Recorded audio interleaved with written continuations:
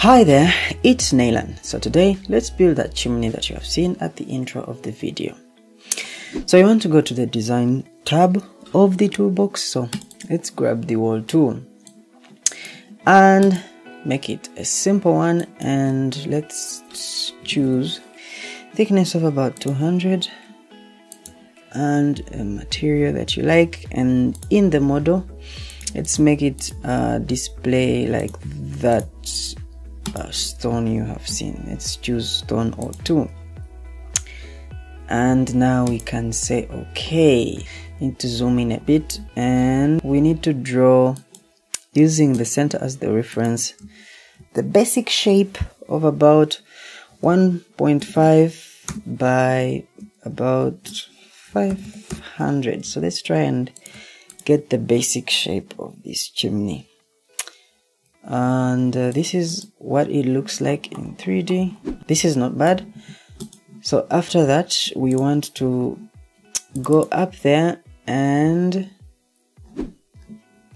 referencing beneath, try and draw the same thing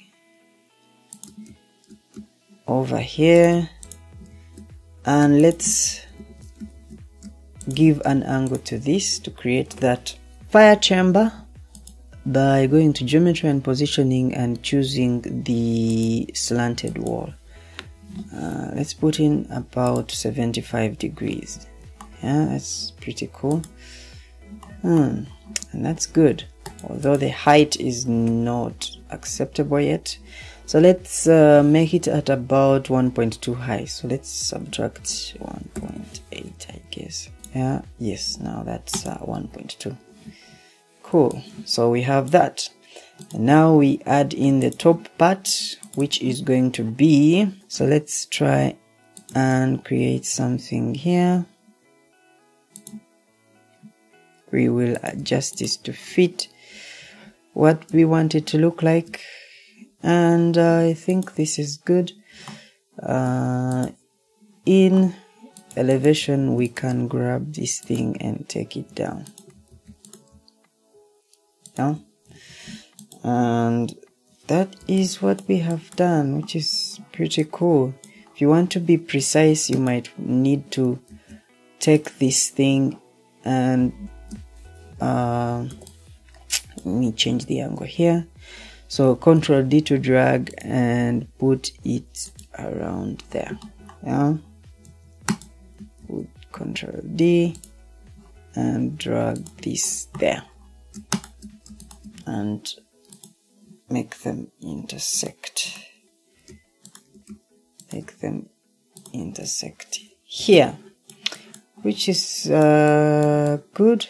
So now let's do an opening where the firebox is going to be. So let's go back to the ground floor and let's try out an empty window. This time we are going to try out an empty archtop window. And in preview and positioning, I think 1 meter is okay with the width, but the height is a bit too high. 600 would work. And within the window opening settings, we need to change such that the bigger dimension is what is on the window itself. So let's make this about 150. So we have about 450 for the height of the window. In the drop down here, let's choose masonry arch, and we can give it a keystone 2, and we can make the keystone even bigger.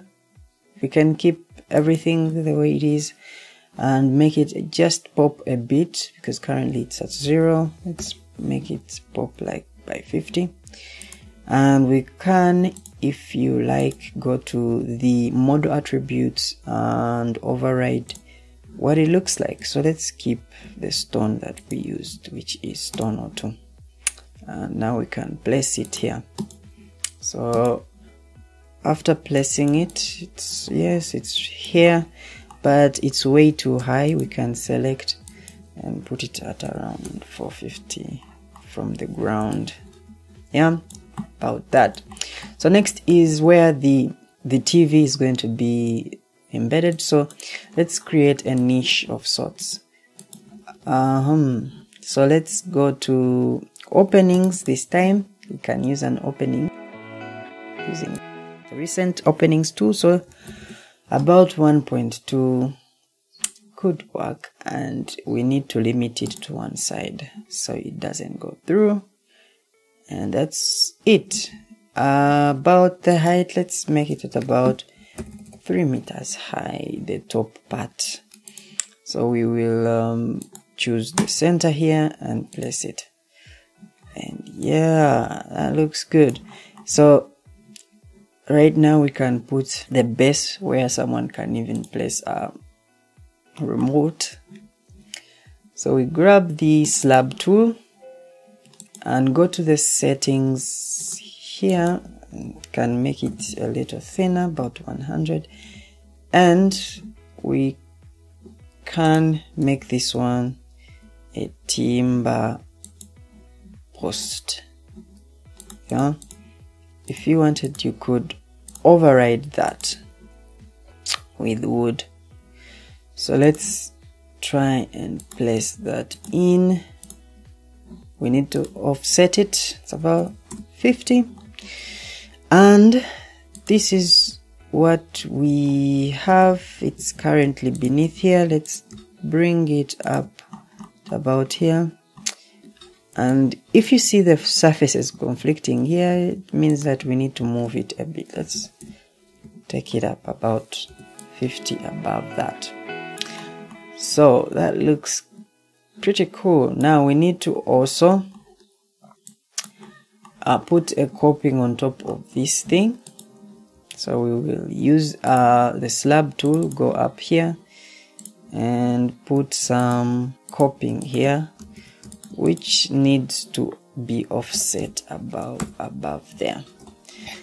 In the settings, we can decide to have it as a concrete. You don't need it to be timber, or otherwise it will catch fire. So let's see. It's way too high, so we need to drag and bring it down. So next is a base for the firebox, where the firewood is really going to sit and allow the ash to go through. So let's try a slab here on the ground floor, and we draw it there. So we go to settings and let's make a thin slab, and we will decide to make it a chain link. Let's make it a steel metal chain link. We need to make it at about 450 high so we can see it. Yeah, right there. So we have something like that. I think I'm happy. And then we can create a base for where the ash will be collected. So for the ash pit, we can create a slab beneath there, which slab is about 150, and we can put it about -150 beneath and take it back to concrete. And currently we have it exposed under there. So selecting all these walls, we can increase how high they are and take it all the way down here. Yeah, that is cool, and it's pretty much done. So one more thing that we could do is to put a hole here to access the ash, and also an opening here to allow the smoke to escape. So using the openings tool, we can go in the settings and decide that this time it's going to be infinite, such that it cuts through the wall. So we can make it go through here, and of course the dimensions are currently 300 by 300, and also the height of it, I think even about 150 can work. Let's go behind here. Yes, it's about that, to allow someone to collect the ash there.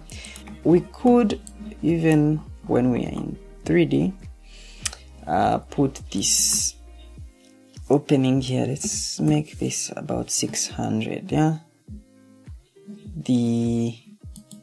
let's make that 600 and that 300. So about this is enough. So we can drag. So selecting this, we can hover over here, Ctrl D to drag and align this to centrally place this opening. And we could also come here and add element, add also this other wall to just make it go through, which is easy to do with the recent openings tool. So let me repeat that. So you need to just have this selected, click onto this icon that you see, and then add element, and then you add the wall which is behind there, and it will cast through both of them to allow the smoke go through this side and the other side too. So that is it for today. Subscribe below and hit the like button, and I'll see you in the next one. Bye.